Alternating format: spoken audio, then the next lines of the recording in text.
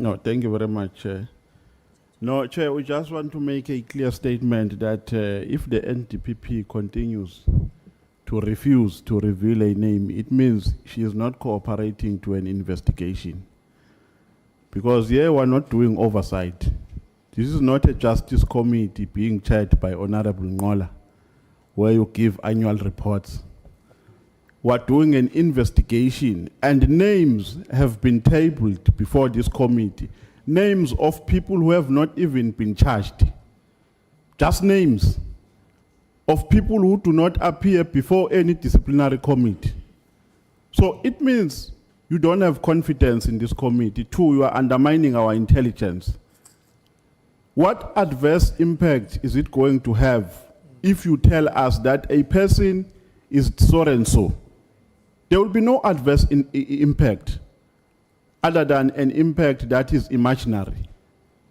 We are just imagining that there will be an adverse impact if you mention names. How?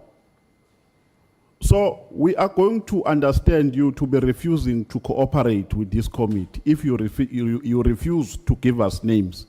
Yeah, we are investigating, so you can't tell us how we should investigate. We can't be told by you. We have terms of reference. We know what we are doing here.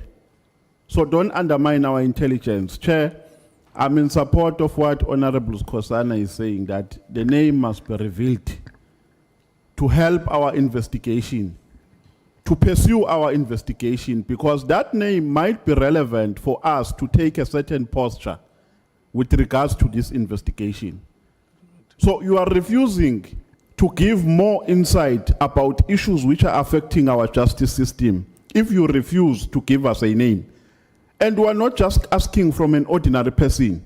You are the NDPP with a statutory responsibility to oversee the running of the NPA. And you come here and refuse to give us names as if it's a choice. It's not a choice. We're investigating you. We're investigating the allegations, I mean. And if we say give us names, unless you are telling us that you are refusing, then we're going to note it as such. We're going to write it down that you are not cooperating with this investigation. Chair,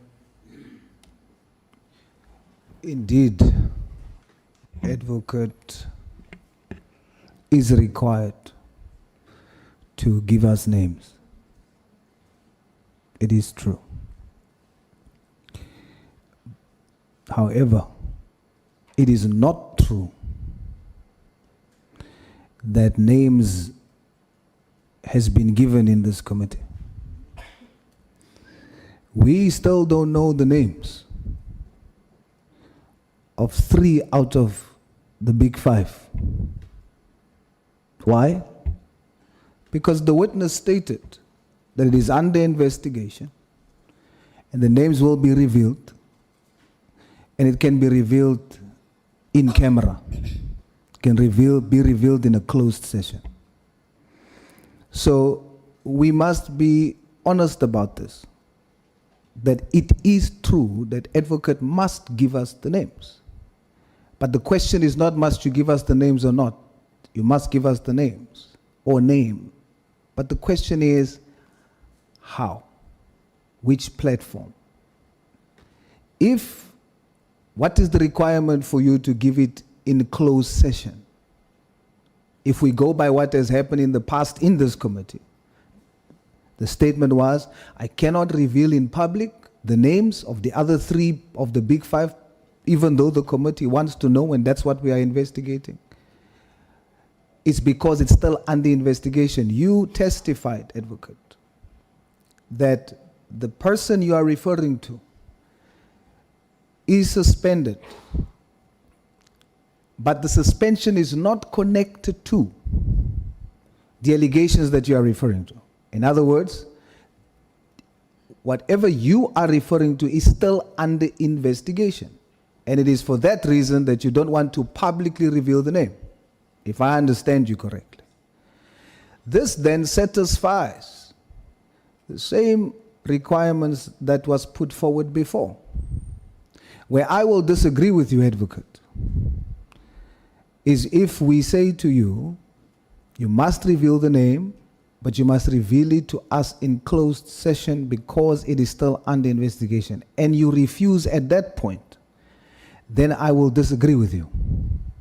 Because that would be you intentionally hampering us from doing our work. But if you are willing to reveal the name in closed session, that would be in line with our terms of reference. So, Chair, I support the position that the advocate must reveal the name. But if the advocate opts to do so in closed session, that is in line with our terms of reference, and she should be allowed to do that. Thank you, Chair. I mean, when you come back from the break, you will give an answer as to how that name is going to be made available to the committee. And in this regard, I would like us to continue with the proceedings. Is that fine with you, Advocate?